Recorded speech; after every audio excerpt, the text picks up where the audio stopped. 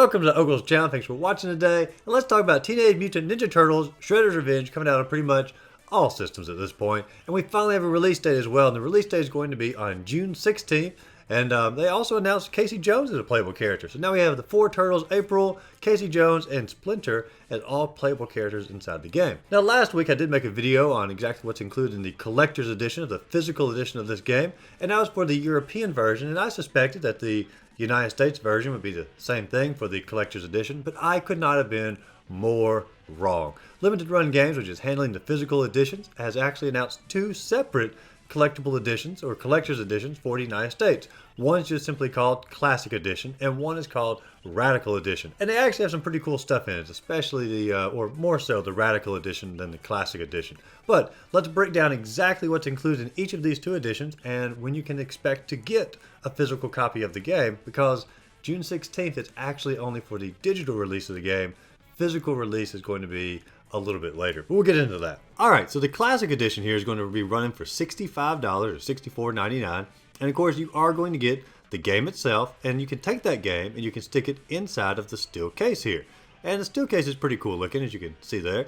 And you can take that steel case and you can stick it into a box of the old style VHS tape that's going to have Shredder's Revenge written on it. And honestly, that's a pretty cool touch. I mean, it's just a cool thing to have on your shelf, and it's a great way to store it. It's a little odd that, one thing fits into another, which fits into another, but it's still pretty cool on that. And you also get the stickers, which is in the standard edition, and you get a free personal pan pizza, which is an amazing touch to put into the game here.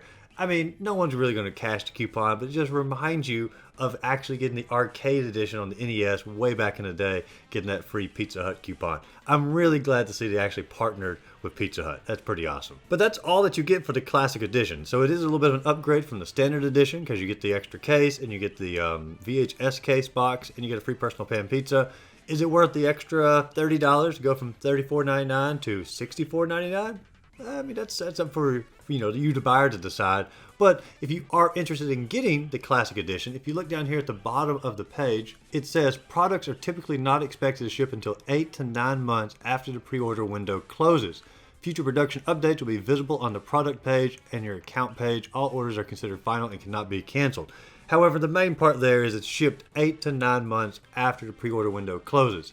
And so that means you're not going to get this game until, let's figure it out, July, August, September, October, November, December, January, February. That means like February or March of next year. Like, holy cow. So if you want the physical edition, you're going to be waiting a really long time, at least for the classic version of that. But let's take a look at the Radical Edition and see if it's a little bit better. Alright, so the Radical Edition, as you can see, is just jam-packed full of stuff here. You obviously get the same things that are in the Classic Edition, such as the game case itself, the steelbook case, the VHS box, the personal pan pizza, the stickers. You get all that in the other edition, but you also get this little action figure case here that stores the game itself. So now the game can be stored in multiple ways. You can keep it in a little bubble wrap of the action figure box here, which has a opening in the back, so you don't actually have to take it out of the bubble wrap or break it out of the bubble wrap there. But you have all these cases. You have the box case, the VHS, you have the regular case, the steelbook case, and now you have an action figure case to store the game in. I mean, they're really focusing on how to store this game, which is sort of odd, but sort of cool at the same time. You also get a strategy guide, and I don't know, I mean, that's sort of a cool touch, but do we really need a strategy guide for games like this? These games are, I'm not going to say they're super easy, but they're pretty straightforward, and I just can't imagine a strategy guide really coming in handy that much. It's going to be more something you can just sort of look through, coffee table book, things like that. You also get this little shadow box here. It's got some artwork in it, which honestly looks pretty cool. I like that shadow box quite a bit, and that'd be a nice little display item inside the house. And hold on for a minute, we also get the soundtrack on a CD. Now, and if you watched the last video, I got a lot of flack for saying that no one listens to CDs anymore, because I don't listen to CDs anymore. I listen to it on Spotify, or maybe if I really feel in like a old school mood, I'll listen to it on vinyl. But for the vast majority of things, I mean, I never listen to CDs. I assume most of you are in a similar boat as that, especially when it came to for video game soundtracks. And I'm going to still hold on to that. I think, despite the small backlash I had on no one listens to CDs anymore, I don't think anybody is going to listen to the CD, because I've listened to some of the soundtrack on some of the gameplay videos, and the soundtrack sounds okay, and I just don't think it's going to be used by a whole lot of people. But feel free, once again, to let me know in the comments section how everyone still listens to CDs. Next up, we have this cool little poster here that you can hang on the wall, decent size for that. You also get this little miniature arcade here that you can not play the game on, but you can play the trailer. That's a cool little display item. And you also get something that I think is going to be the biggest collector's item of this entire set. And that's going to be a limited edition, cartoon accurately colored action figure Shredder. And you can see it on here. He looks, just color-wise, the exact same scheme as he would have in the cartoon. And it's going to be the same mold as the original action figure.